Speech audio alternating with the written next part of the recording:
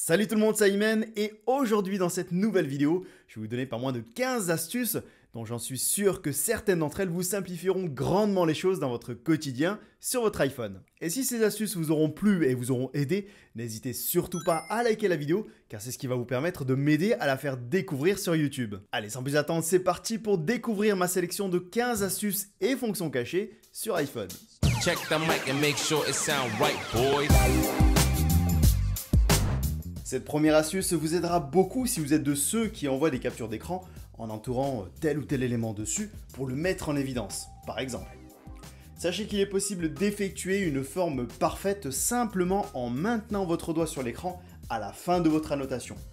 Dans mon exemple, je vais justement prendre une capture d'écran, je clique dessus, et admettons je voudrais mettre en évidence un élément dessus en l'entourant, eh bien je vais effectuer mon cercle et maintenir mon doigt à la fin du coup de l'annotation. Donc par exemple comme ceci, et à la fin je maintiens le doigt et on voit que la forme est parfaitement ronde. De quoi rendre les choses un peu plus propres et professionnelles on va dire. Cela fonctionne avec tout un tas de formes comme les formes carrées par exemple,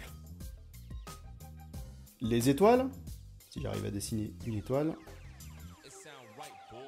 ou même un cœur, pourquoi pas. Sachez aussi que cette astuce fonctionne très bien sur l'application Notes. Pour cette prochaine astuce, eh bien nous allons rester justement sur l'application Notes. Si vous êtes de ceux qui, comme moi, en font énormément, je parle bien sûr des notes, et qui souhaitent eh bien qu'ils soient un minimum organisés, je parle de leur mise en page avec des listes, etc., eh bien cette astuce va peut-être vous aider. Sachez qu'il est possible de hiérarchiser en fait une liste de textes simplement en slidant votre doigt vers la droite sur le texte en question. Mais avant de faire cela, il vous faudra bien sûr activer la mise en page de listing pour que cela fonctionne, simplement en cliquant sur les deux petits A qui se situent juste là, et bien sûr en choisissant la mise en forme souhaitée. Et grâce à cela, eh bien Notes va automatiquement détecter la mise en page de façon à ce qu'elle soit cohérente et parfaite. Je vous donne un exemple, admettons là j'ai une liste de textes et je souhaite justement les décaler en fonction du contenu. Eh bien j'ai juste à slider mon doigt vers la droite, donc par exemple le titre je vais laisser là, sous-titre d'un cran et les paragraphes de deux crans. Et là tout de suite ça nous permet d'y voir un petit peu plus clair. Si comme moi vous êtes de ceux qui laissent énormément d'onglets ouverts, vous serez sûrement heureux de savoir qu'il est possible de les organiser simplement en ouvrant le menu onglet et en maintenant votre doigt sur l'onglet en question pour en modifier son classement dans la liste. Et si vous passez en mode paysage, vous verrez que la mise en page est complètement différente et les possibilités aussi, car en plus de pouvoir les réorganiser, vous pourrez entrer dans une page bien sûr en cliquant une fois dessus et revenir sur la fenêtre des onglets simplement en pinçant vos doigts comme ceci. Vous pourrez même trier vos onglets par ordre alphabétique ou même par site web si vous en ouvrez plusieurs pour le même site. Vous ne supportez pas de garder vos applications ouvertes, mais en même temps vous en avez marre de passer un temps fou à les fermer une par une. Eh bien sachez qu'il existe une solution pour y passer moins de temps justement, simplement en les fermant avec 3 doigts. Et ça vous permettra du coup, eh bien comme vous l'aurez constaté, de fermer 3 applications à la fois. Cette prochaine astuce aidera sûrement tous ceux ayant des problèmes d'audition grâce à la fonction de la reconnaissance audio. Cette fonction vous permettra d'être notifié à chaque fois que votre iPhone entendra un type de bruit en particulier, comme une sonnette, des pleurs de bébé, une alarme ou même de la fumée. Alors personnellement, je ne savais pas que de la fumée pouvait faire du bruit, mais bon, pourquoi pas. Allez, voici un exemple.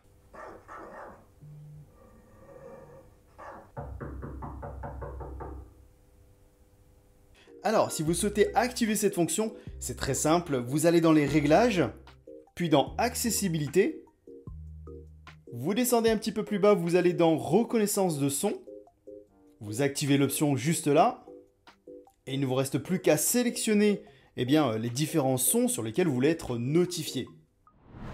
iOS 14 a vu l'arrivée d'une fonction assez pratique qui consiste à taper 2 ou 3 fois le dos de son iPhone pour déclencher une action que vous aurez vous-même choisie. Pour ça, vous allez dans les réglages, vous allez ensuite dans accessibilité, ensuite vous allez dans l'option toucher, vous descendez tout en bas, et là vous allez dans toucher le dos de l'appareil. Et donc là vous avez deux options, la première vous permet de sélectionner une action qui se déclenche en tapant 2 fois le dos de son iPhone, et la deuxième 3 fois, vous l'aurez compris. Parmi ces actions, vous pourrez par exemple faire une capture d'écran, activer le zoom de votre écran, ou même encore lancer un raccourci. Lors de ma première vidéo des 15 astuces, je vous avais montré comment utiliser le trackpad de votre iPhone, mais ce trackpad cachait en fait une autre fonction qui est l'outil de sélection et je vais vous l'expliquer tout de suite. Il faudra dans un premier temps déclencher le trackpad en maintenant la touche espace de votre clavier lors d'un saisie de texte et tout en maintenant votre doigt sur le trackpad, vous appuyez dessus avec un second doigt pour passer tout simplement en mode de sélection de texte.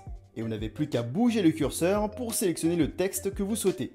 Et sincèrement, cette fonction rend les choses bien plus faciles car avec ça, vous pourrez sélectionner du texte avec beaucoup plus de précision. Si vous êtes de ceux qui sélectionnent leurs mails un par un pour les supprimer ou les archiver par exemple, cette astuce est faite pour vous et va vous permettre de gagner du temps. Sachez qu'il est tout à fait possible de faire une sélection rapide de vos mails simplement en faisant glisser deux doigts comme ceci. Et cela fonctionne aussi avec l'application Notes.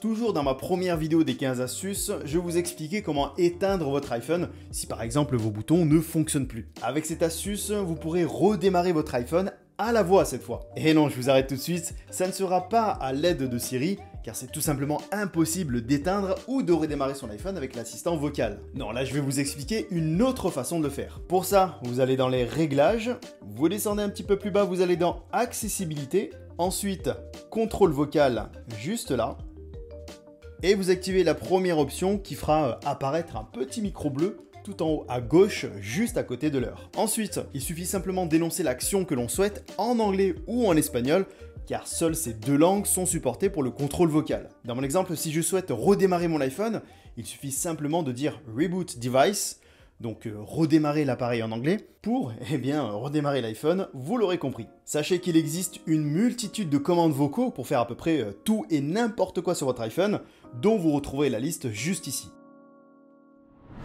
Cette prochaine astuce aidera sûrement ceux qui ont peut-être des problèmes de vision. Vous le savez peut-être, mais il est possible de zoomer sur votre écran d'iPhone pour ainsi avoir une meilleure visibilité de ce qui est affiché. Sauf qu'en temps normal, en faisant cela, il devient bien plus compliqué de naviguer sur la page, sauf que j'ai une solution pour ça. Grâce à cette astuce, vous pourrez faire apparaître un petit contrôleur sur l'écran qui vous permettra de zoomer et de naviguer sur l'écran bien plus facilement. Quand vous maintiendrez votre doigt sur ce contrôleur, vous pourrez zoomer un endroit précis de votre écran simplement en déplaçant votre doigt dessus et l'affichage reviendra à l'heure normale dès que vous le lâchez. Pour l'activer, rien de plus simple, vous allez dans les réglages, ensuite vous allez dans accessibilité, ensuite zoom, vous activez d'abord le contrôleur de zoom, juste là, vous revenez sur la page précédente et ensuite vous activerez l'option zoom. Et donc le contrôleur s'affichera à ce moment-là. Je pense que maintenant vous savez faire une capture d'écran de votre iPhone, mais saviez-vous qu'il était aussi possible de capturer une page entière sur Safari par exemple? Dans mon exemple, je lance justement Safari, je fais une capture d'écran, j'appuie dessus, et en appuyant sur l'onglet pleine page, vous aurez la possibilité de capturer toute la page en entier, comme son nom l'indique. Et si vous souhaitez naviguer sur cette pleine page, il vous suffit simplement de dérouler la petite banderole située juste sur la droite. Mais avant de terminer avec cette astuce, il y a quand même une petite chose à savoir, car quand vous faites une capture d'écran classique, on va dire, l'image s'enregistre en tant que photo dans votre album photo.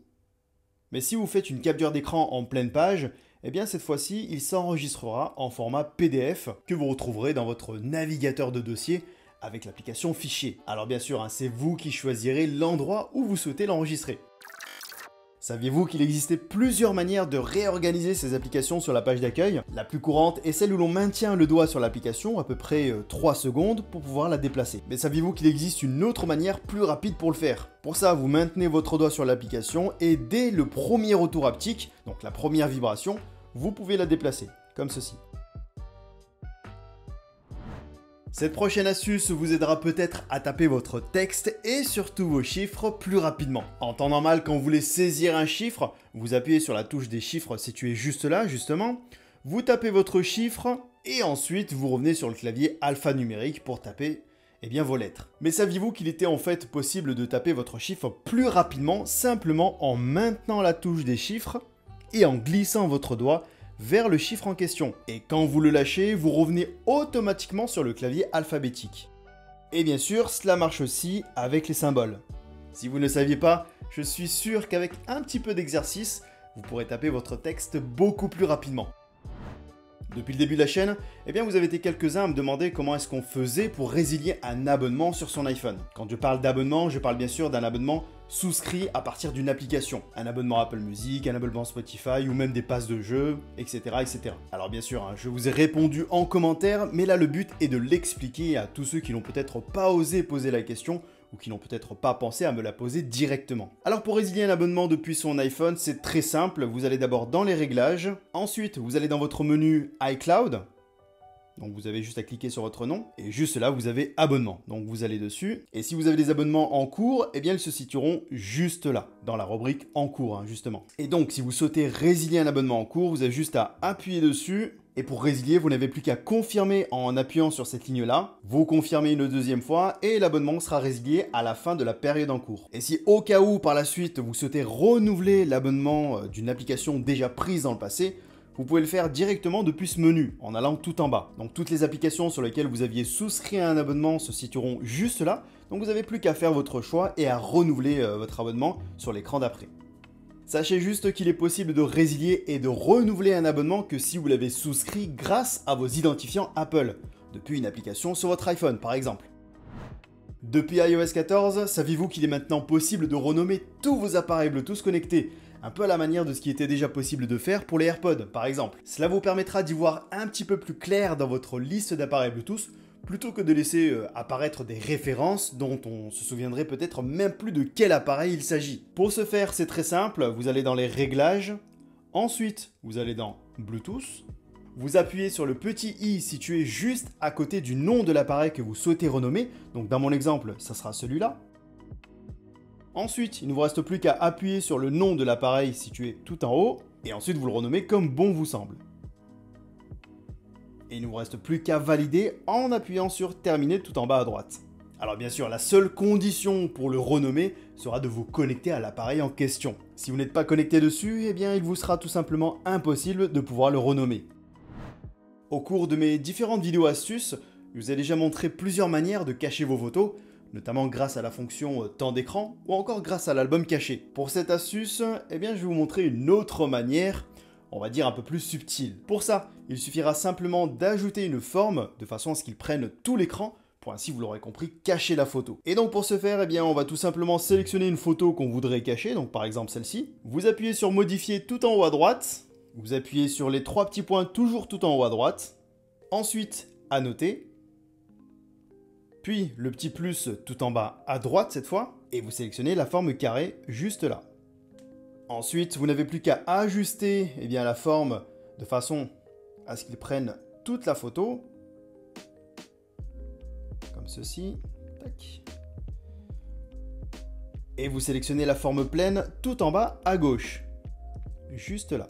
Ensuite, vous validez la modification en appuyant sur OK tout en haut à droite, et OK tout en bas à droite cette fois. Vous constaterez en revenant sur l'album qu'une couleur, celle que vous aurez choisie bien sûr, remplacera la photo que vous avez cachée. Pour pouvoir la revisualiser, il faudra tout simplement revenir sur la photo en question, vous appuyez sur modifier toujours tout en haut à droite, et il vous suffira simplement d'appuyer une fois sur la photo en question pour pouvoir avoir un aperçu de la photo originale.